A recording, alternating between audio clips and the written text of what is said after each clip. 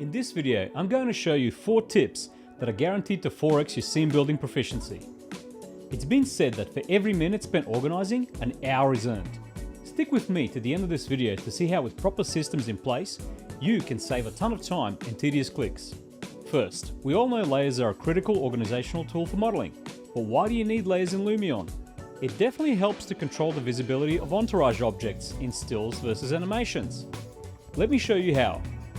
Click on the plus sign at the top of the screen to add a layer.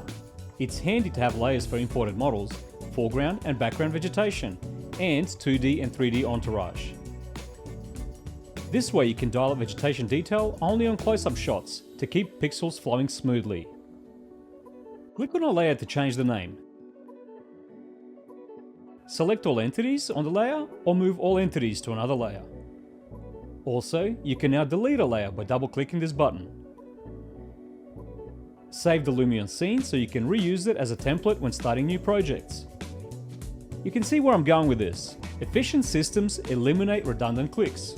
Lumion does make finding the right object easy with organized collections and search functionality baked right into the library. But if you've already gone through the effort of picking vegetation for your region, why do it twice?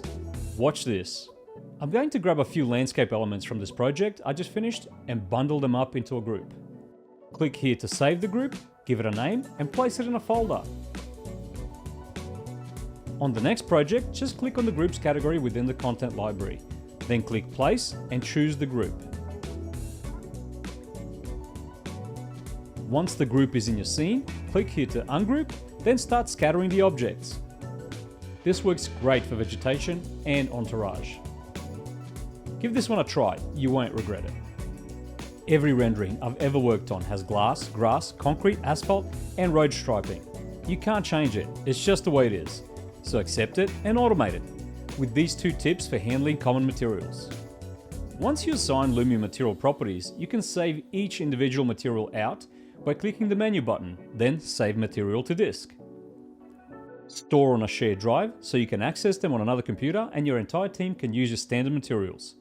Your colleagues are going to love you for this. Select another surface, click the menu button, then load material from disk to apply your saved material properties to another material, even another project.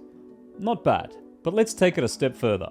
If your team shares a material library in your modeling program, you can link those material names to Lumion materials and save them all as a material set. This way you can keep consistent names for the materials in your 3D modeling software. Live sync to Lumion, load the material set, and just like that, all of your materials come to life with impressive Lumion PBR properties. So let me ask you this, what materials always show up in your projects? Why not dial them in once and never think about it again? Not unlike materials, several effects are used over and over again in all of my Lumion scenes. For me, it's real skies, shadows, 2-point perspective, reflections, color correction, depth of field, and precipitation. That's the foundation, then I build up from there, adding other stylistic effects when needed. So why apply these effects manually every time? Click here to save the effect stack to a network drive and share it with your entire team. Just click here to load an effect stack. Since we now have a template with known layers, we can also add layer visibility effect to hide 3D entourage in stills, and hide 2D entourage in animations. You can even build effect stacks in night and day scenes, and sunny or snowy weather. There is no right or wrong solution. It just depends on what's right for your office.